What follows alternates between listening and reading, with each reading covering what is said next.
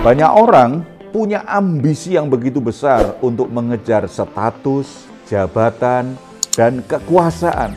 Bahkan ada yang rela untuk memakai berbagai macam cara yang licik, yang curang, bahkan jahat. Dia lakukan semuanya demi bisa mewujudkan ambisinya tersebut.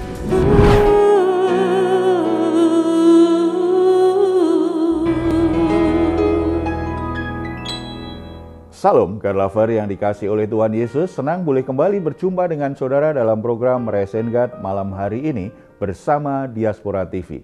Setelah melewati berbagai kesibukan sepanjang hari ini, mungkin ada situasi tertentu yang membuat jiwa saudara menjadi letih lesu dan berbeban berat. Apapun situasi yang sedang saudara hadapi, jangan pernah menyerah. Sebab Tuhan mengundang kita setiap hari untuk mengalami kelegaan. Tuhan Yesus berkata, "Marilah kepadaku semua yang letih lesu dan berbeban berat, aku akan memberi kelegaan kepadamu." Puji Tuhan, undangan luar biasa. Mari kita responi dengan iman kita bersatu di dalam doa. Bapa di surga, kami bersyukur karena anugerah-Mu sempurna dalam hidup kami. Terima kasih untuk anugerah dan penyertaan-Mu dalam seluruh aktivitas kami sepanjang hari ini. Sebelum kami beristirahat, kami rindu mengalami kehadiran-Mu Tuhan. Karena kami tahu hanya di dalam Engkau kami mengalami kelegaan. Semua masalah-masalah kami tidak boleh itu membuat kami menjadi letih lesu, menjadi berbeban berat, dan kami terganggu istirahat kami. Kami sungguh-sungguh percaya anugerah-Mu dan hadirat-Mu lah yang membebaskan kami, memberi kami kelegaan. Bapa, kami juga rindu mendengar suara-Mu. Mari Engkau berbicara, nyatakan kebenaran firman-Mu kepada kami dalam nama Tuhan Yesus. Amin. Banyak orang punya ambisi yang begitu besar untuk mengejar status, jabatan, dan kekuasaan. Bahkan ada yang rela untuk memakai berbagai macam cara yang licik, yang curang, bahkan jahat. Dia lakukan semuanya demi bisa mewujudkan ambisinya tersebut. Mengejar kekuasaan, mengejar ambisi yang begitu hebat untuk dapat jabatan, untuk dapat meraih pengaruh yang begitu besar. Saat ini kita akan merenungkan kebenaran firman Tuhan dari 2 Raja-Raja pasal 9 ayat 1 sampai 15. Perikop ini mencatat Elisa yang memanggil nabi-nabi muda untuk segera pergi ke Ramot Gilead dengan membawa buli-buli berisi minyak untuk mencari seorang yang bernama Yehu bin Yosafat bin Nimsi untuk mengurapinya menjadi raja Israel. Maka ketika dia nanti jadi raja, itu harus menghabisi keluarga Ahab. Dengan demikian Tuhan akan membalas perbuatan Isabel, istri Ahab, atas perbuatannya yang telah membunuh hamba-hamba Tuhan sebelumnya. Yang menarik adalah siapa sebenarnya Yehu? Tidak banyak orang tahu siapa dia dan bagaimana latar belakangnya. Hanya dicatat bahwa Yehu adalah salah satu panglima dari sekian banyak panglima tentara yang ada saat ini. Kalau kita baca ayat 4-6 itu jelas ya. Lalu nabi muda itu pergi ke Ramot Gilead. Setelah ia sampai, maka tampaklah panglima-panglima tentara sedang duduk berkumpul. Lalu ia berkata, "Ada pesan ku bawa untukmu ya panglima." Yehu bertanya, "Untuk siapa dari kami sekalian?" Jawabnya, "Untukmu ya panglima."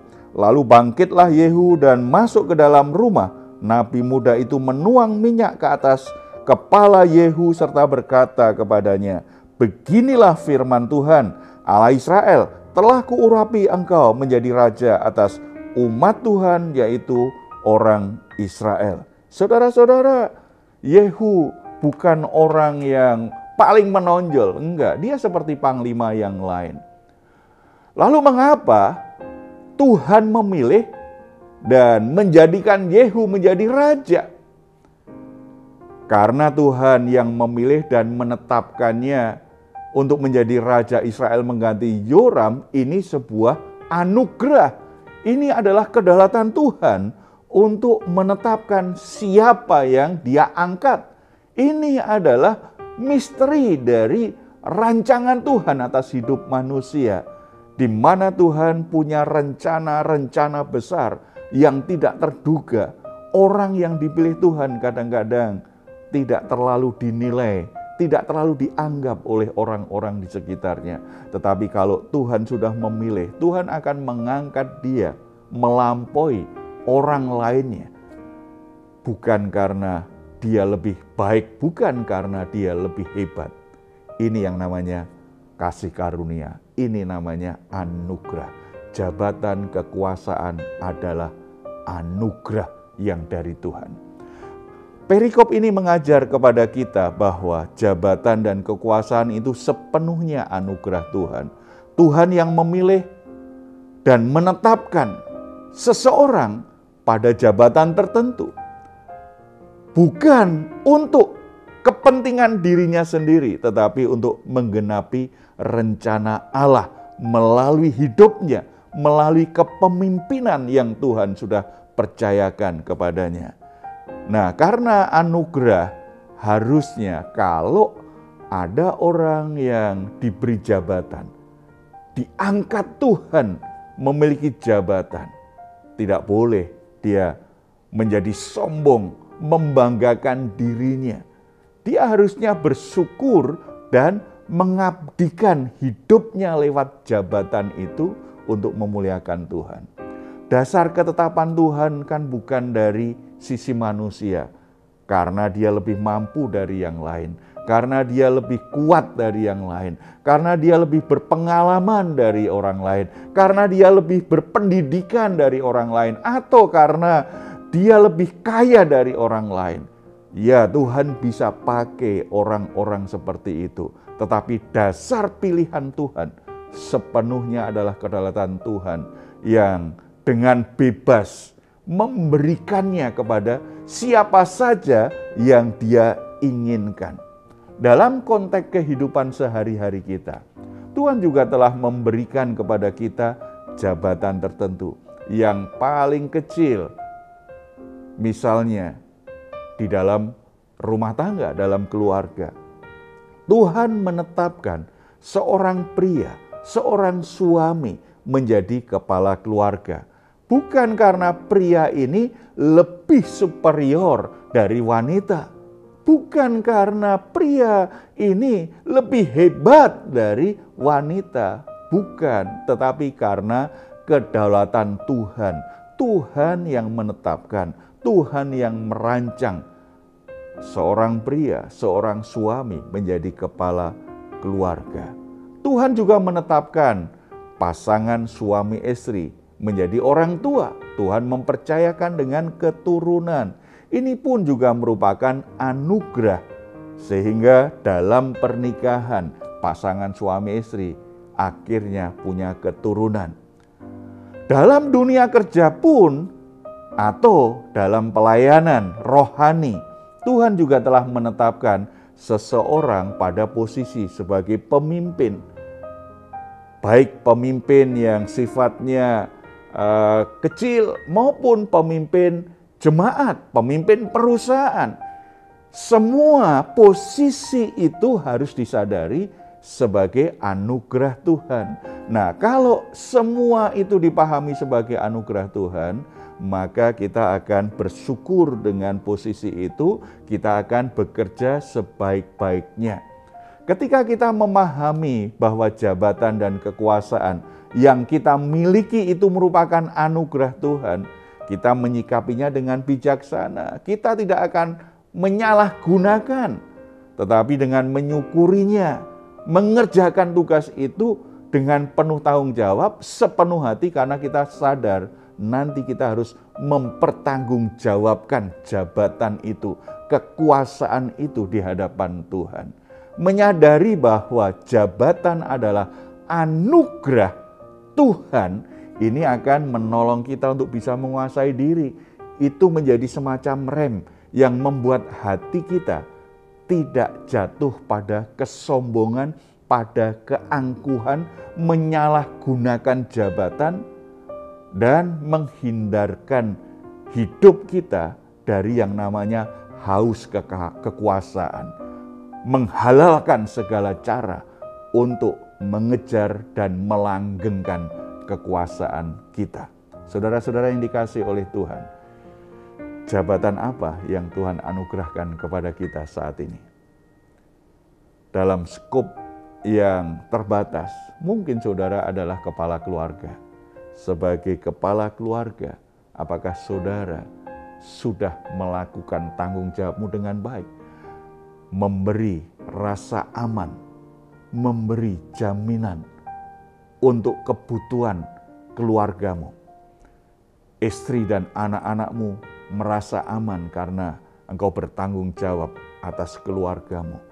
Istri dan anak-anakmu tercukupi kebutuhannya karena sebagai kepala keluarga, saudara bekerja sungguh-sungguh dan tunduk pada otoritas Tuhan sehingga berkat Tuhan mengalir lewat hidupmu. Sebagai orang tua, apakah saudara sungguh-sungguh sudah memakai jabatan ini dengan benar sebagaimana Tuhan inginkan? Saudara didik anak-anakmu, beri mereka nasihat, beri mereka teladan agar mereka hidup di jalan Tuhan, agar mereka mengenal dan mengasihi Tuhan.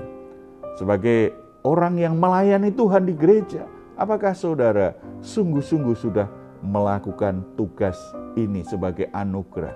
Saudara lakukan sepenuh hati, bukan untuk mencari dan meninggikan nama diri, tetapi biarlah nama Tuhan yang dimuliakan. Dalam pekerjaan pun demikian. Tuhan beri engkau jabatan. Apakah saudara bisa bekerja sepenuh hati seperti untuk Tuhan? Sehingga lewat pekerjaanmu ada alasan bagi Tuhan untuk membela dan memberkatimu. Karena engkau mengerjakannya sepenuh hati untuk kemuliaan Tuhan. Mari kita bersatu dalam doa. Bapa di surga, kami bersyukur karena di dalam Yesus Kristus Tuhan memposisikan kami. Tidak hanya sebagai anak-anak Allah, Tuhan memposisikan kami sebagai saksi-saksi Kristus, utusan Kristus. Terima kasih untuk anugerah jabatan yang Tuhan berikan. Di dalam keluarga kami sebagai orang tua, kami sebagai kepala keluarga. Biarlah kami bisa melakukan ini sebagai orang-orang yang bisa dipercaya Tuhan. Kami bisa mengerjakannya dengan benar seperti yang Tuhan ajarkan. Dalam pelayanan rohani baik di gereja maupun dalam pelayanan lain. Kami sungguh-sungguh melayani sepenuh hati karena kami tahu sungguh itu anugerah yang luar biasa ketika Tuhan beri kami kesempatan, beri kami jabatan, posisi tertentu dalam pelayanan.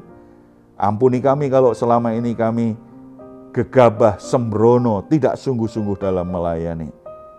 Tuhan pakai kami dalam anugerah-Mu itu untuk menjamah kehidupan orang-orang yang kami layani. Demikian juga dengan pekerjaan, posisi apapun, jabatan apapun yang diizinkan kami miliki saat ini. Biarlah kami tetap mengerjakannya sepenuh hati seperti untuk Tuhan. Karena kami percaya Tuhanlah sebenarnya yang memberi upah. Berkat itu sumbernya dari Tuhan. Bagian kami adalah bekerja dengan benar, bekerja sepenuh hati, bekerja untuk mendatangkan kemuliaan bagi Tuhan sebagai saksi-saksi Kristus yang memancarkan kebenaran dan kasih Tuhan kepada orang-orang di sekitar kami. Berkati anak-anak-Mu semua sesuai jabatan yang sudah Tuhan izinkan dalam hidup mereka, sehingga lewat posisi mereka, nama Tuhan sungguh-sungguh dimuliakan. Berkat Tuhan mengalir, memberkati rumah tangga, pekerjaan, pelayanan mereka semua. Dalam nama Tuhan Yesus. Amin.